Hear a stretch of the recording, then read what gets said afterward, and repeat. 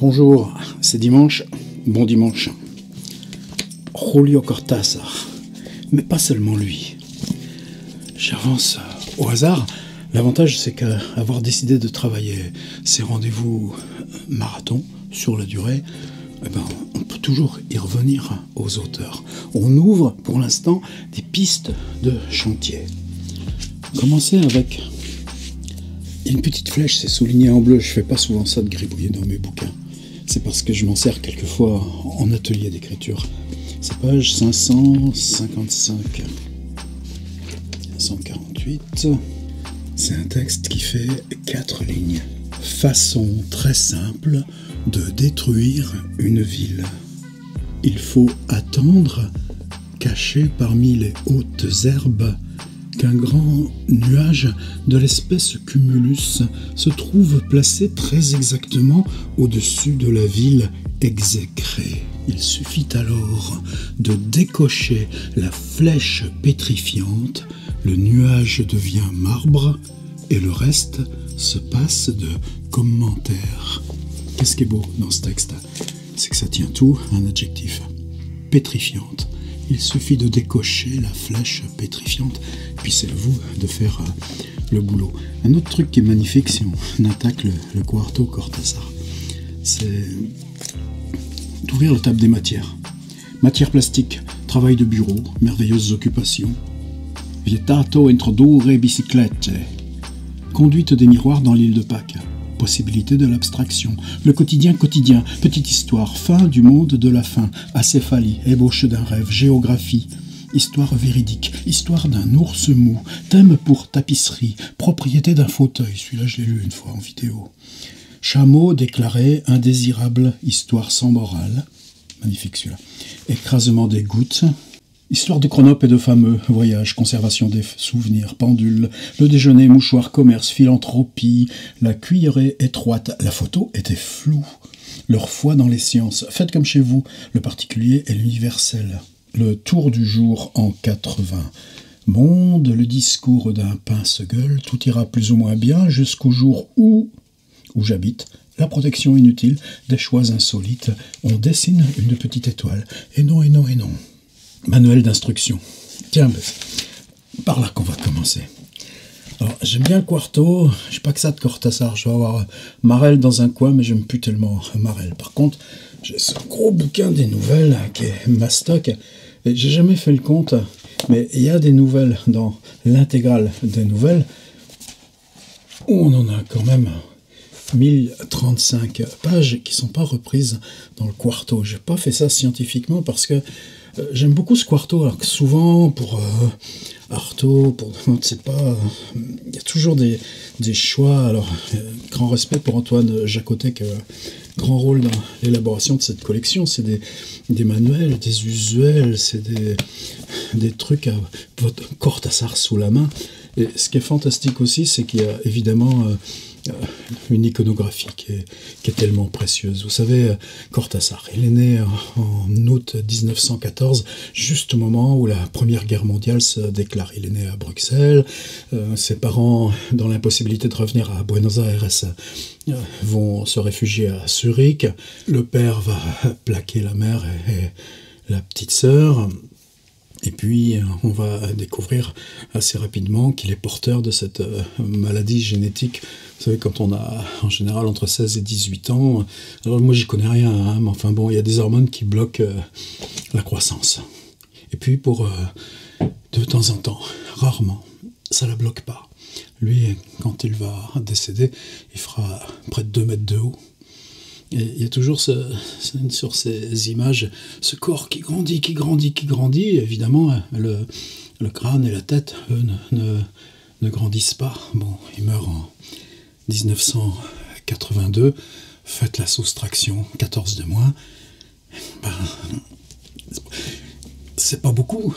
Et j'ai toujours l'impression que cette espèce de figure là, de métamorphose corporelle intérieure, c'est quelque chose qui est sourdement présent, qui n'explique rien, attention, hein, vous n'allez pas me piéger comme ça, mais qui est une espèce d'harmonique sourde, angoissante dans toutes les histoires de Cortázar. Et celle qui est tout au-dessus. Les axolotes, là. J'ai toujours besoin d'aller voir des axolotes, là, rien que pour penser à Cortázar.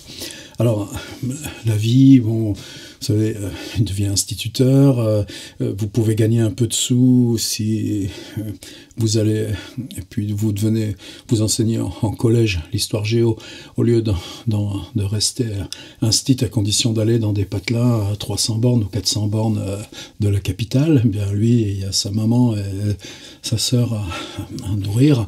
C'est ce qu'il va faire, et puis devenir traducteur. Alors il prend des cours par correspondance, mais les traductions prestigieuses, les surréalistes, tout ça, qui est-ce qui les prend? Ben évidemment ceux qui sont dans le bain des revues à Buenos Aires. Donc il faut trouver ce que vous allez traduire. Et puis quand arrive, moi je connais mal tous ces trucs d'histoire aussi, mais partir en Europe c'est échapper à la dictature. Partir en Europe, elle va le faire comme traducteur. Qu'est-ce que tu acceptes? Ben de traduire des textes techniques, traduire des manuels. Ça tombe bien, il y a un grand télescope qui se construit dans la cordillère des Andes. Il faut aller en Suisse pour 2 ans pour traduire tous les appareils, tous les machins, tous les trucs de réparation, de contrôle. Et ce qui est fabuleux dans le destin de Cortázar, c'est que prose d'un télescope, par exemple. C'est-à-dire que ses premières marches dans le fantastique et l'invention, c'est que quel texte vous ne pouvez pas mettre en cause? Ben justement, les manuels de vos appareils. Je suis sûr que là, si je cherchais, j'en aperçois... Non, je ne veux pas perdre de temps avec ça. Mais vous achetez un petit magnétophone comme celui-là qui m'enregistre, vous achetez un appareil photo comme celui-là qui m'enregistre, il y a un manuel d'instruction avec. Eh bien lui, non seulement ça va être son métier, puis vous voyez quelque chose qui permet et le voyage en Europe, et puis la marche, justement, parce que toutes ces nouvelles qu'il va écrire en Europe pour vendre à des magazines en Argentine, puisqu'il va vivre à Paris, à Londres, c'est ça aussi qui va lui donner le terrain de son invention. Où ça se passe, Axolote, là? Dans le jardin zoologique, au jardin des plantes. Chasseur de crépuscules. Merveilleux atelier d'écriture qu'on fait avec Chasseur de crépuscules. Et juste avant, c'est précédé d'un qui s'appelle Dialogue de rupture. Là, je n'ai même pas mémorisé. Est-ce qu'on connaît Cortázar? Non, on ne le connaît pas. Là, nouvelle complète. Puis il faut rajouter, je vous dis, Marel. Là, le quarto, magnifique et belle compile, puisqu'il y a tous ces documents aussi biographiques. Il y a eu un accent de mis sur ces livres faits avec des illustrations, faits avec des plasticiens. Donc c'est une incursion dans le livre d'artiste, comme le texte que j'ai lu en 4 lignes.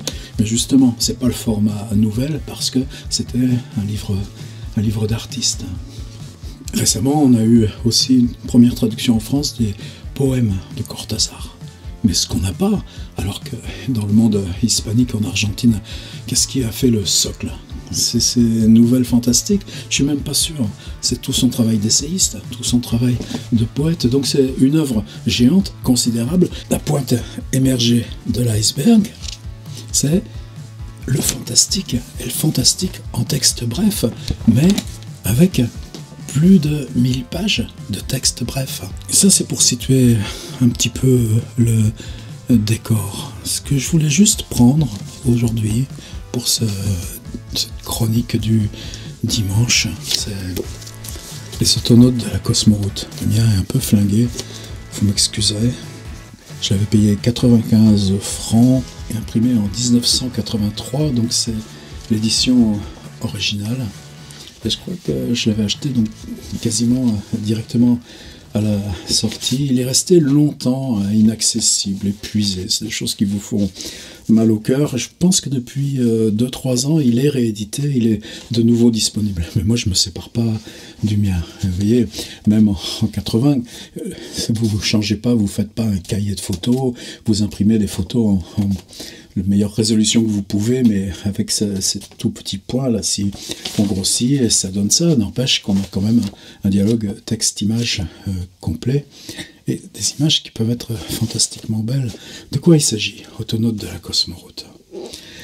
Un livre qui est encore sur la table de travail, parce que c'est un livre question. Quelle question? Tout simplement d'abord parce qu'il est écrit à 4 mains. Carole Dunlop, Julio Cortázar.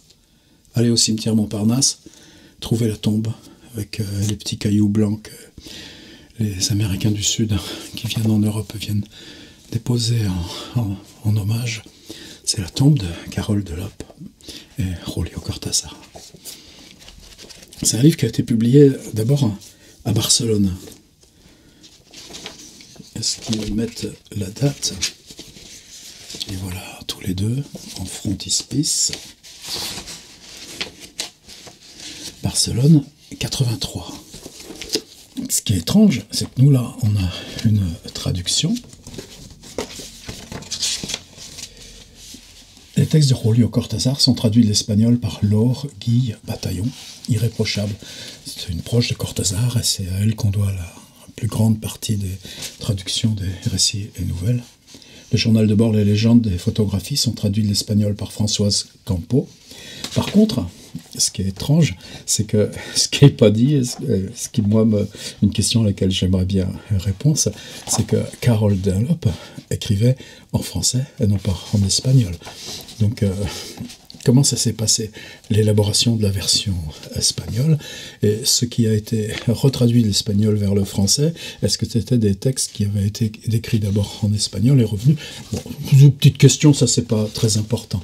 Par contre, si on prend juste la postface, post-scriptum, décembre 1982, lecteur, tu le sais peut-être déjà, Julio, le loup, finit et compose seul ce livre qui fut vécu et écrit par l'Oursine, les surnoms qui se donnaient tous les deux dans le texte. Et par lui, comme un pianiste joue une sonate, les mains unies, dans un même souci de rythme et de mélodie. L'expédition à peine terminée, nous avons repris notre vie militante. Nous sommes repartis au Nicaragua, où il y a encore tant de choses à faire. Carole a repris là-bas sa tâche de photographe. Repensez au Roissy Express de Maspero. On écrit à quatre mains, mais une sera plus dans les images, l'autre plus dans le journal de bord.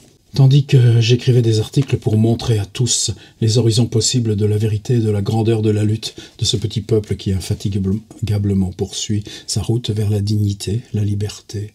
Là aussi, nous avons trouvé le bonheur, non plus seul comme sur les parkings de Paris-Marseille, mais dans le contact quotidien avec des femmes, des hommes, des enfants qui allaient comme nous de l'avant. Là-bas, l'Oursine s'est mise à décliner. Voyage au Nicaragua, et puis au mois d'août, Carole Delhoppe, dont la santé s'aggrave brutalement et qui va décéder en 2 mois. Julio Cortázar va lui survivre d'1 an. Et c'est ça, je crois, qui donne aussi... alors, est-ce que c'est nous ou est-ce que c'est eux? Est-ce qu'ils le savent et comment ils le savent? Ça, je ne sais pas. Simplement, qu'est-ce qui se passe cette année-là? La Nationale 7, vous connaissez ces aventures. Par contre, le fait que cette autoroute soit ancienne, elle a toujours généré des récits dès les années 70. Par contre, en 1982, la jonction Paris-Marseille est enfin complète. Complète, ça veut dire quoi? Qu'on reste sur l'autoroute comme un monde séparé du monde. La maladie vous attend. Elle ne peut pas entrer. Il y a des grillages. Il se donne une contrainte. Ça aussi, c'est important. Le monde est trop profus, le monde est trop grand. Mais prenez cette espèce de saignée sur toute sa longueur, isolée. Et sur les bords de cette saignée, il y a les aires d'autoroute. Dans une aire, vous vous arrêterez, déjeuner, faire la sieste, écrire avec une petite table qu'on pose à côté du petit Volkswagen qui s'appelle Fafner, avec son toit qui se déplie. Et puis dans l'autre, eh bien, vous dormirez. Parfois c'est cocasse parce que les gens qui entretiennent des autoroutes, eux, dans leur journée, ils vont faire 4, 5 aires de leur propre territoire et donc ils vont s'étonner de retrouver constamment cet objet totalement incongru qu'est un Volkswagen à toit dépliable et puis ces 2 personnes sur une petite table de camping qui écrivent à la machine à écrire. Il y aura des infractions. Oui, par exemple, qu'est-ce qu'on mange? Même aujourd'hui, c'est peut-être un petit peu différent sur les aires d'autoroute. Il y a des pseudo-épiceries, on trouve même des fruits, des yaourts. À l'époque, non, on trouve des sandwichs, c'est tout. Donc au milieu, il y a des amis à eux qui vont venir presque en précaution du scorbut, les ravitailler en fruits frais, légumes, et on fera la fête. Et le livre, ce qui est intéressant aussi, c'est qu'il est totalement polyphonique. C'est peut-être ça aussi qui fait que les autonautes de la Cosmoroute, c'est comme Marel. Non, Marel, c'est un roman, c'est noble. Là, il y a quoi? Il y a un journal. Samedi 5 juin, 8h, 20 degrés, 9h06, départ, 9h11, col de Bessé-en-Chaume, altitude 565 mètres, 9h16, air du Rossignol, vue panoramique, orientation de Fafner, nord-nord-est, 12h30, 36 degrés, 12h32, départ, 12h33, nous dépassons Beaune, 12h43, arrêt, air de Beaune-Tailly, orientation de Fafner, sud-sud-est, 17h, au soleil, ce qui ne nous empêche pas d'explorer, en intrépides aventuriers que nous sommes, l'archéodrome. Ce parking est le plus gigantesque de ceux que nous avons trouvés jusqu'ici. Nous passons la nuit dans le motel, parce que parfois, il y a cette possibilité de dormir sur l'autoroute, et puis si vous avez cette contrainte de une heure et puis une autre, bien, vous faites 30 km, et tant pis, s'il est 12h43, c'est là que vous allez... Et donc, ils mettent un mois exactement à faire Paris-Marseille. On a toutes les strates, y compris des strates de fiction, des strates de description. Et la description urbaine, bon, Espèce d'espace, c'est sorti en 73. L'histoire du quotidien de Michel de Certeau, 1971. Donc on est dans une espèce de préambule à une énorme vague qui, aujourd'hui, prenez le dépaysement de Jean-Christophe Bailly, prenez London Orbital de Ian Sinclair, prenez la vitesse des choses de Rodrigo Fessan, pour parler un petit peu la langue espagnole. On a quelque chose qui, pour nous, aujourd'hui, est une base et un socle. On a l'émergence, l'arrivée de ça. Si l'exercice de description est fort, enfants et chiens dans les parkings, on se croit en sécurité, protégé, caché dans le profond aquarium vert du bois. Au loin court le serpent vibrant de l'autoroute à midi, ses écailles mobiles bleues, rouges, noires, Renault grise, Mercedes verte, argentée, Talbot. Peu nous importe, nous savons à présent que l'héroïne du début de notre exploration n'est plus qu'une comparse insignifiante, que nous voyons seulement quelques minutes par jour en 2 rapides tronçons qui nous rendent chaque fois à la profondeur des bosquets ou au pire des cas à la surface anodine de ciment ou de métal où Esso, Antar, Elfe et autres idoles aux noms pareillement absurdes attendent leurs pauvres fidèles pour des cérémonies malodorantes et répétées. On se croit donc à l'abri, mais ce n'est pas toujours vrai, bien que... C'est-à-dire que c'est la prose et l'exercice du fantastique de la prose qui permet que chaque texte soit non pas le réel visible, même si on le décrit, qu'il y a aussi cette pure description presque calendaire, heure par heure, mais qui soit décrypté, ce que cette contrainte artificielle par rapport au visible vous donne en retour, vous permet d'accéder à un réel qui est une coupe, littéralement une tranchée archéologique creusée à même la peau vive du monde de ces années 80. Pour ça, j'ai commencé, mais j'avais zappé un petit peu la fin sur cette idée que Cortázar a commencé à entrer en fiction par ces infimes décalages de manuels d'instruction. Bien, vous avez toute cette liste, donc Chronope est fameux, c'est une liste de textes, instruction pour pleurer, instruction pour chanter, instruction pour remonter une montre, instruction pour monter un escalier, instruction pour tuer des fourmis à Rome. Et ça, rien que cette chose-là, c'est parking des chairs, où rien ne manque, excepté la beauté. Sur les camions. Bien sûr, il y a camions et camions. Nous sommes sensibles aux différences qualitatives, non quantitatives, car ils sont pratiquement tous énormes. Il suffit de 10 minutes sur l'autoroute pour découvrir une classification fondamentale, alors que certains poids lourds exhibent leur spécialité et le nom de leur raison sociale ou la raison sociale du propriétaire, en y ajoutant presque toujours le siège social et l'adresse, d'autres les gardent secrets. Pour X camions qui transportent des meubles, des chevaux, des jus de fruits, de l'essence ou du touron espagnol, il y en a qui passent enveloppés d'une bâche cirée, presque toujours grise ou vert foncé, sans qu'il soit possible de deviner la nature de ce qu'ils transportent. Cette catégorie nous inquiète, et quand nous la rencontrons dans les aires de repos, nous étudions ses coordonnées avec beaucoup de soin. Nous tournons autour, en faisant mine de nous dégourdir les jambes, mais jusqu'à présent, force nous a été de constater qu'ils avaient des plaques d'immatriculation comme n'importe qui, et venaient de lieux en tout point semblables aux autres. que transportent ces camions, toujours un peu sinistres, toujours vaguement menaçants. Je ne crois pas, bien au contraire, que cette autoroute soit dans un circuit de trafic d'armes, ni que le fait de cacher la nature de leur chargement évite à ces camions les contrôles de police ou de douane.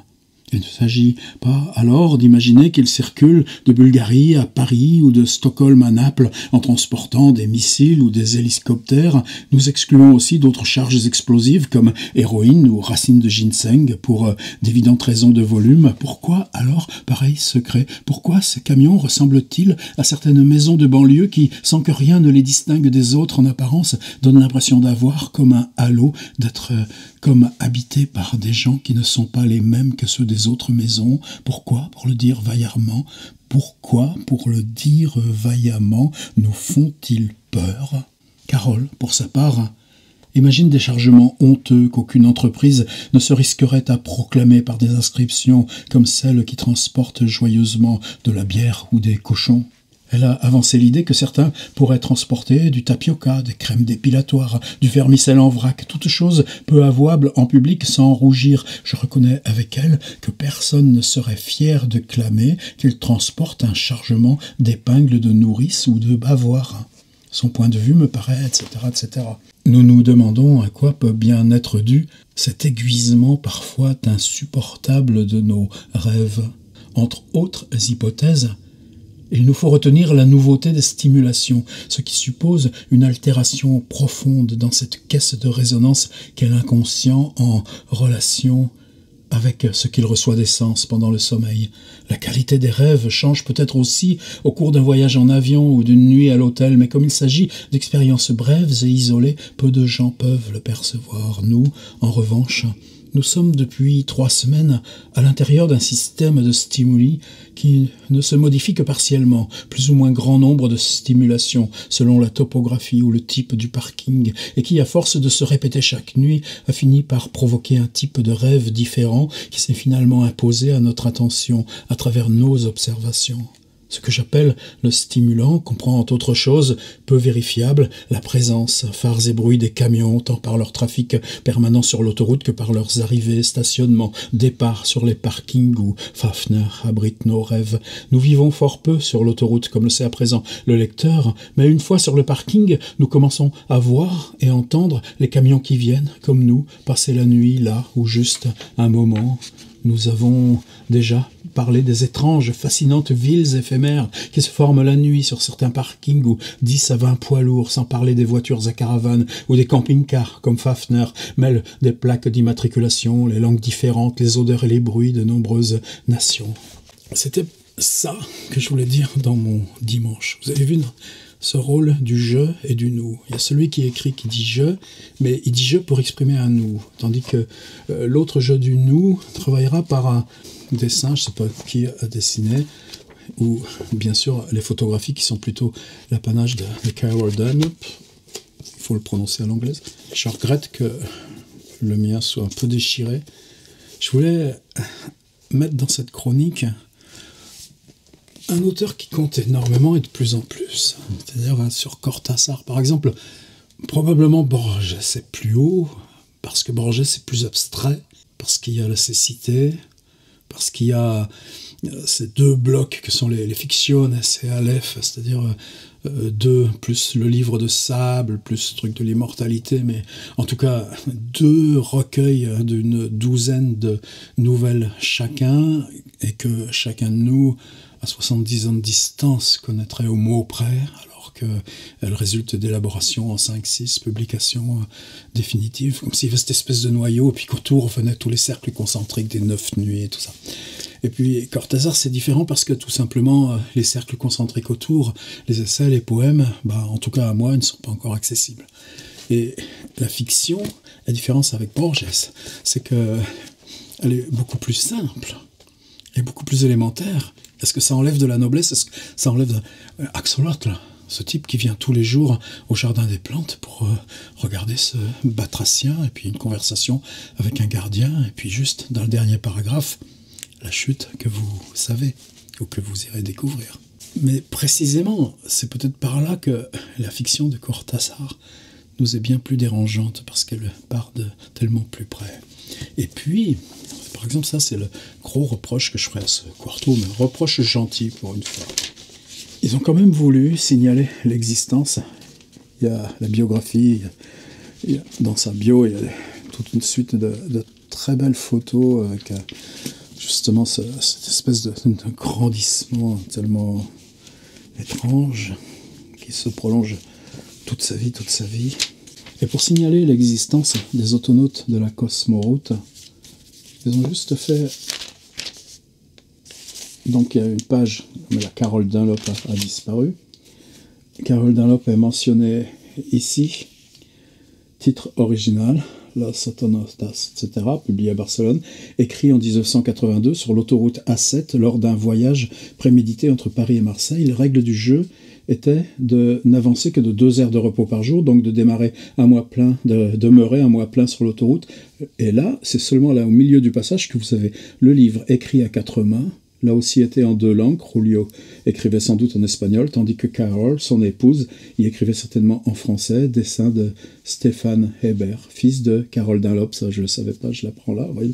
Donc on apprend toujours, mais voyez comment le rôle de Carol Dunlop est tout d'un coup a été dégonflé à l'extrême, puisqu'on traduit par leur bataillon, ça reprend, et il y a juste un extrait comportement dans les parkings de 4-5 pages, c'est-à-dire qu'on refait une description du réel à partir d'un livre où cette question du discursif qui décrit, contrairement à l'exploration mentale, à ce corps, à ces 2 corps ensemble qui savent qu'il y a des prémices qui ne trompent pas et que s'isoler comme ça, c'est où est-ce qu'on peut aller au monde entier pour repousser votre propre condamnation à mourir. La fin, sur la très belle tombe au cimetière Montparnasse, où je passe au moins 2-3 fois par an. Et chaque fois que je vais voir Baudelaire, je passe aussi voir Cortázar. Tiens, passage Carol Dunlop pour finir. Une lumière d'aquarium, comme le dit Julio, en s'installant avec un livre dans une de ces horreurs fleuries, mais pour horrible qu'elle soit, je suis de plus en plus convaincu, que ce mauvais goût même, dont la présence est due, non pas à la perversité dont on m'accuse, mais à un manque de temps dans cette autoroute vertigineuse qu'était devenue Paris. Les semaines précédant notre départ nous protègent. Comment les gendarmes pourraient-ils soupçonner que des gens qui affichent d'aussi bon cœur un franc et voyant mauvais goût, Fafner a beau être camouflé au fond des bois, quand nous faisons salon, l'orange criard des chaises longues doit se voir depuis le parking précédent, puisse être autre chose que de bons gros vacanciers faisant une petite halte sur le chemin qui les mènera rapidement à un camping qui promet l'innocente et bruyante promiscuité des villes, malgré les machines à écrire, les livres, les 2 machines à écrire, les siestes, les livres et les siestes qui se prolongent bien au-delà des heures requises pour se remettre des fatigues de la route. Ces chaises offrent une fausse et différente vision de notre vie, nous garantissent l'anonymat indispensable au voyage, l'autoroute au loin comme un fleuve gris et le soleil tombant en flaques vertes autour de Fafner. Il serait bien difficile de savoir si nous n'avions pris la précaution d'établir la liste des parkings en y indiquant la date correspondant à chacun, depuis combien de temps nous vivons ainsi. Chaque fois, plus nous nous rendons Oh, il y a une coquille dans le texte là, c'est pas moi qui bafouille. Chaque fois plus, nous nous rendons compte que nous sommes en train de conquérir un territoire que l'on pourrait appeler parking land, ou liberté, ou même résidence secondaire, car nous avons sûrement trouvé ici tous les avantages de celle-ci, bien que le terrain soit mobile et les voisins inexistants ou changeants. C'est une terre de grand silence, terre de temps qui s'étire et qui pourtant passe à notre insu. Et peu à peu, s'il est vrai qu'écrire est cette expérience érotique que nous avons toujours connue tous les deux, il faudrait commencer aussi à ouvrir les portes de ce livre, sortir de ce tâtonnement, nous décider. Écrire, c'est toujours prendre le risque de tout dire, même et surtout sans le savoir. Et de même qu'une fois qu'on a consenti à l'aventure amoureuse, il ne s'agit pas, alors que l'autre est en train d'ouvrir les draps comme s'il découvrait une grande plage blanche et tiède, de dire « Mais moi je garde mon slip, de même faudra-t-il, si nous avons vraiment décidé d'écrire ce livre, dire tout. non pas dans le but de tout dire, mais de donner en écrivant la liberté au tout. Le passage est intitulé « Tu sais comment on fait pipi, madame ?» Voilà. Je voulais finir sur un hommage à Carol Dunlop en bon français, compagne de Julio Cortázar, décédée 6 mois après l'écriture des Autonautes de la Cosmoroute, tandis que Julio suivrait à 15 mois d'écart. Et un grand merci pour ce rendez-vous qu'il existe et qu'il